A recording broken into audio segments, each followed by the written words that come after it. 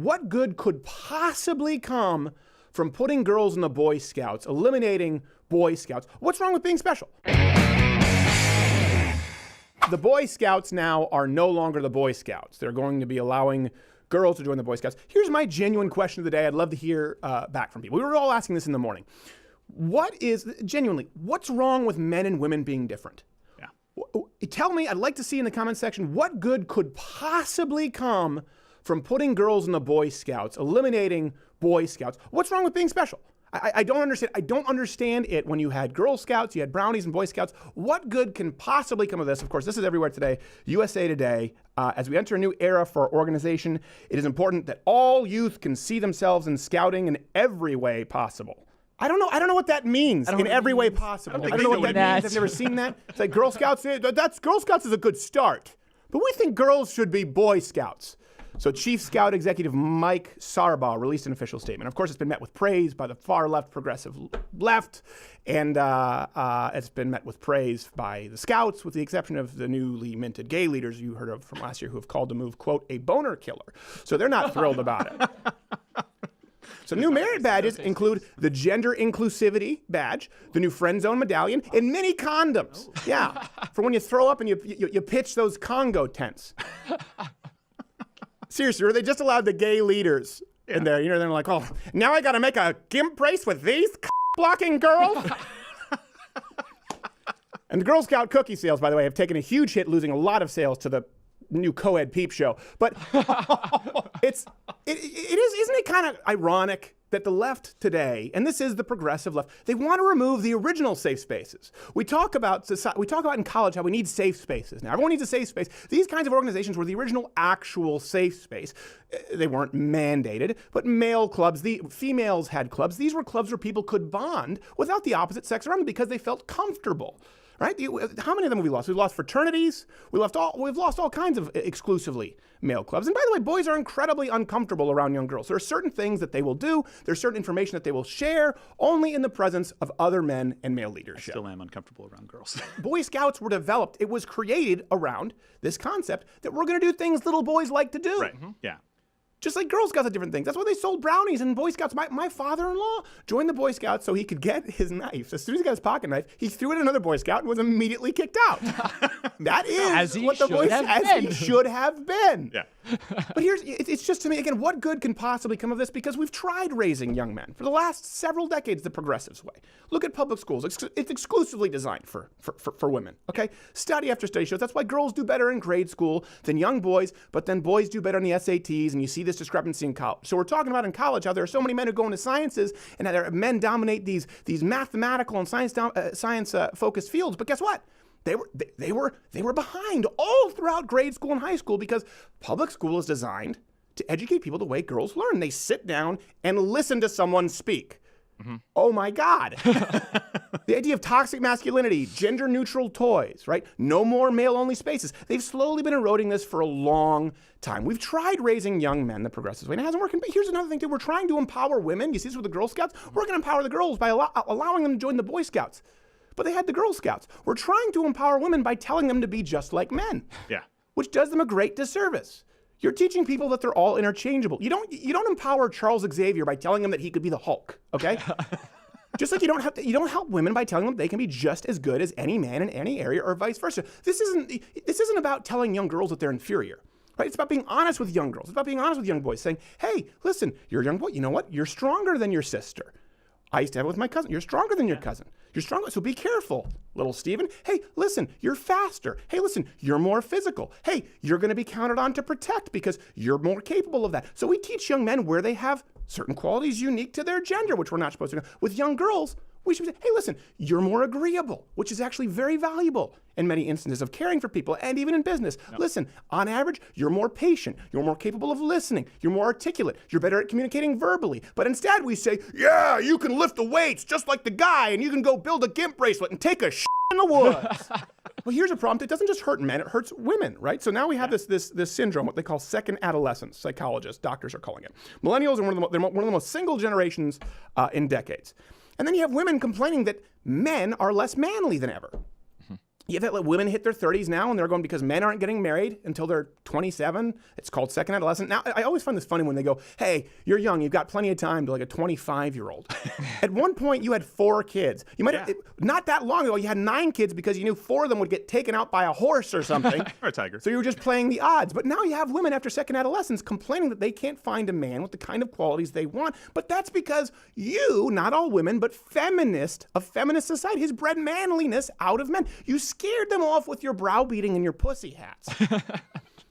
Ironically, too, when you breed confidence out of men, you create more bullies because now you just have a bunch of insecure men running rampant, not knowing what to do with themselves. Well, when you create false confidence, when it's not earned confidence. No, when you rip confidence out of men. Oh, yeah. Well, you rip confidence out of men and then give them false confidence for things they haven't really earned. Sure. That's the problem with it. Yeah, and you have that guy in Canada that ran people over because he couldn't relate with women and kind of, get laid. Yeah, and that's then he blames women, and then we'll get to that. That's reaching too far the other way. So women, they want boys now. They want, well, listen, let's just, everyone's interchangeable until they're about 30, and then their biological clock starts ticking like this, and all of a sudden they want masculine men. Now, here's the thing. There used to be a give and take.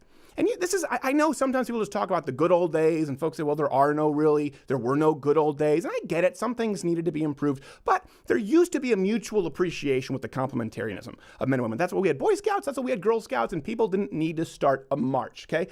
Men and women didn't own different roles because they hated each other, because they loved each other, right? A man said, all right, This is one thing too, by the way, women out there. I hope you understand this. When women say, you don't know pain, you don't know what, being a mother is the hardest job in the world. You don't know pain, you don't give birth. Let me give you a little bit of context because we get a lot of emails from young men.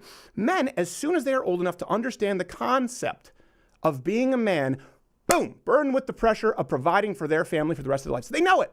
They know it's expected of them. Sure, women can work if they want to, but it's not expected of you. That is the kind of compression that is unique to the male biology.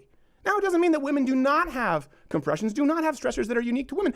Back in the day, men didn't go out and earn for the family because they hated their wives. They didn't go down to the coal mines and get the black lung because they wanted to come home and tell their wife about what a horrible person she was. And that woman didn't change all kinds of diapers and didn't cook meals for her family because she hated her husband. They did it because they understood that they loved each other. And in order to make it work, we need to complement each other with our gender roles and our biological advantages and disadvantages. Now, of course, listen, some men developed PTSD, beat the hell out of their kids. They came home after a couple world wars, started hitting them with a glass rod. I get it. We own that.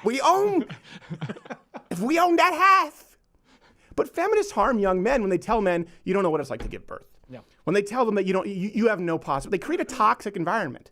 I talked about this with the recent election, how bitch, when Hillary Clinton was running, would become the new N-word. Remember? Yep. We talked about that on air. We got so much flack, including from conservatives. Now, why did I say that? Because under Obama, race relations were at their worst in our lifetime. Fact. Wow. Now, you can't really observe it right now, but that's the Hillary Clinton syndrome. Remember that night when everyone went from being racist, who didn't support Barack Obama, to being sexist because they didn't support Hillary Clinton? Magical transformation. Haven't you felt that shift? It was racism, and then all of a sudden Donald Trump's president, and it's pussy hat. And it's all it is gender war in your face. I can guarantee you gender relations are at their worst. In 2016, here's an example. We just talked about this, the recent Reuters polls. Young white men favored Democrats in 2016, 48-36. Now that's swapped, 46-37. That doesn't happen. You see the pendulum swinging hard the other way. And then you have a lot of men who don't believe in any of the hashtag #MeToo campaign. Remember when we started, we were going, this is terrible.